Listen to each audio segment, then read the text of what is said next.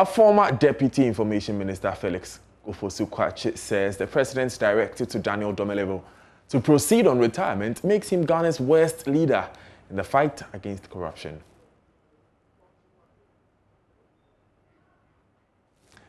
Right. He was speaking in respect of the directive that Mr. Akufo-Addo issued. Of course, this letter came after a series of correspondence between the Audit Service Board and Mr. Domelevo, which raised questions about the nationality and the age of Mr. Daniel Domelevo.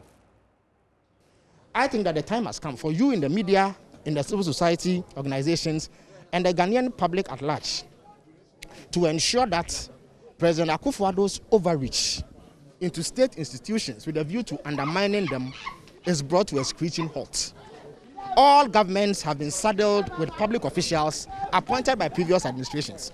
We in the NDC had to contend with 3 chief justices appointed by the MPP. Indeed, when we came to power in 2009, the chief justice at the time had been appointed by President Akufo. We lived with her for 8 years. President Akufo-Addo has had the opportunity to appoint 2 chief justices. If we come to power, or rather when we come to power, and the chief justice that he appointed is still in office, we will have no option than to work with him, because that is what the Constitution says. Why is it that President Akufo-Addo is unable to tolerate and accommodate public officials selected by his predecessor? What is this fixation with having absolute and total dominance over state institutions? What is this mindset that leads him to believe that the MPP must dominate every aspect of our life, so that even independent organizations created by the Constitution, around whom walls of independence have been erected, are compromised, so that persons that they handpick can man them, so that they will be subjected or become subjugated to the whims and caprices of the MPP. It is a situation that we must not countenance as a people. So I am deeply disturbed by the removal of Mr. Domelevo. It is the final nail in the coffin in the fight against corruption. And President Akufo-Addo will go down as perhaps the worst leader we've had in the fight against corruption because of this maneuver against Mr. Domelevo. This government, led by President Akufo-Addo, is the worst in Ghana's history when it comes to the fight against corruption. This latest maneuver against Mr. Domelevo completely seals the deal and puts it beyond question that this is the worst government we've had in terms of the fight against corruption.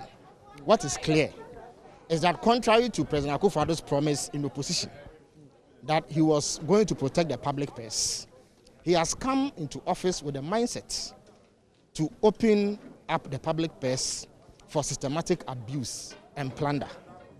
For that reason, he finds Mr. Domelevo, who is perhaps the most activist Auditor General we've had, a major stumbling block. So he needed to get rid of him in order to have direct access to the public purse.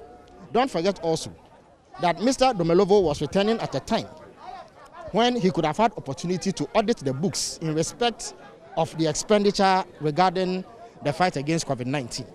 And I don't think that you need a soothsayer to tell you that because of the track record of this government, we were bound to find a lot of discrepancies, a lot of more practices and more malfeasance.